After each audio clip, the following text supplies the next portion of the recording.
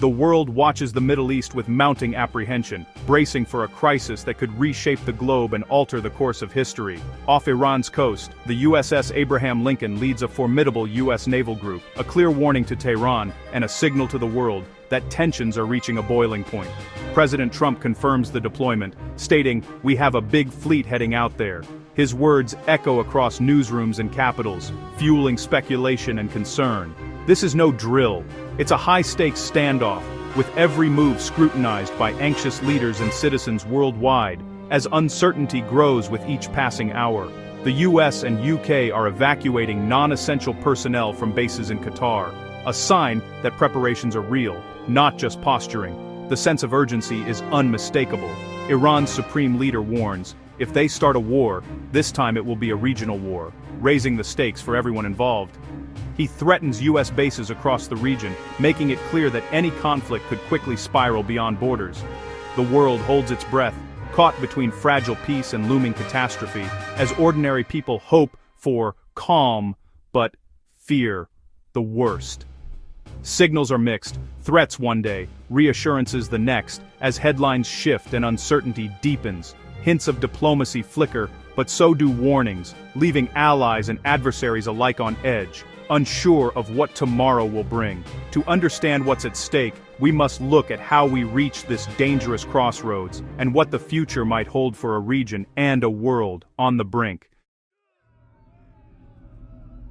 This crisis is rooted in years of tension, mistrust, and a long history of confrontation between Iran and the United States. The relationship has been shaped by decades of political maneuvering, covert operations, and open hostility, with each side blaming the other for instability in the region.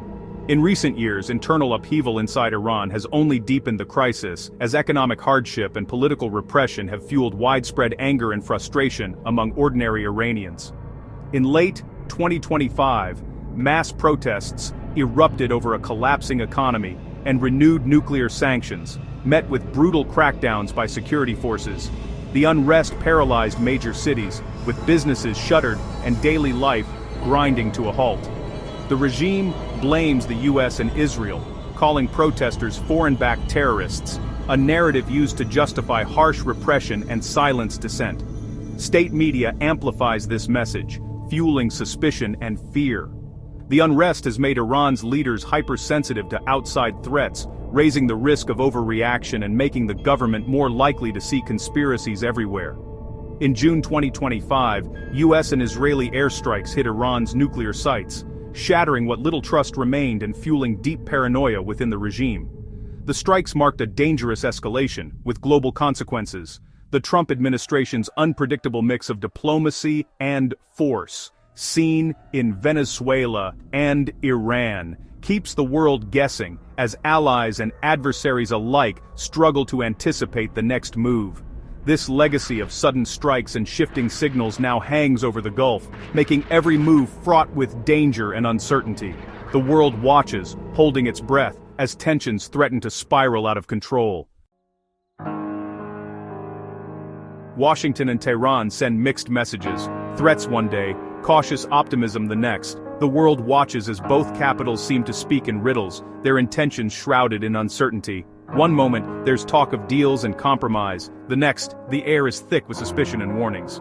President Trump alternates between urging Iranian protesters to keep protesting and hinting at negotiations, his tone shifting with each passing week. He dangles the prospect of a grand bargain, promising relief and a new chapter if Iran comes to the table, but always with a warning. If we don't make a deal, we'll find out if Khamenei was right. Iran's leaders project strength, refusing to appear weak in the face of pressure. They insist they don't seek war, emphasizing their desire for sovereignty and respect, yet their military parades and speeches send a different message. Balancing hardline rhetoric with diplomatic signals, Iran walks a tightrope, never fully closing the door to dialogue. Behind the scenes, mediators like Qatar work tirelessly to de-escalate, shuttling messages and proposals in hopes of breaking the deadlock.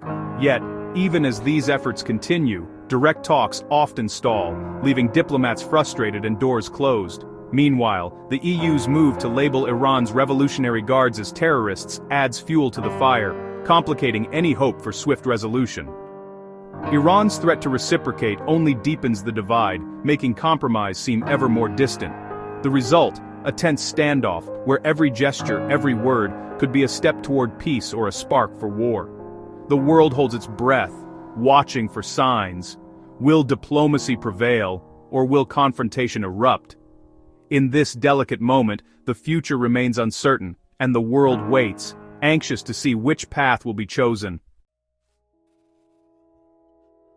A strike on Iran would unleash chaos far beyond the battlefield. Iran's allies across the region could retaliate, igniting a multi-front war and a humanitarian disaster. The Strait of Hormuz, vital for global oil, could be blocked, sending energy prices soaring and triggering a worldwide recession. Politically, a US-led attack could fracture alliances, empower Iranian hardliners, and kill hopes for nuclear restraint. Even a limited strike risks uncontrollable escalation, as experts warn that war with Iran is fundamentally unpredictable. The administration's strategy of keeping adversaries guessing could backfire, leading to a conflict no one truly wants. The stakes: global stability, economic security, and millions of lives. The world stands at a crossroads. War or dialogue. The rhetoric of conflict is loud, but the work of peace is urgent and vital. War would mean more suffering, shattered cities, and a destabilized global economy. Yet the window for diplomacy remains open, if leaders choose restraint over escalation. Mediation efforts and backchannel talks offer fragile hope. The next chapter isn't written. It's up to citizens and leaders to demand peace. The stakes are too high for indifference. True strength lies not in waging war, but in the wisdom to prevent it.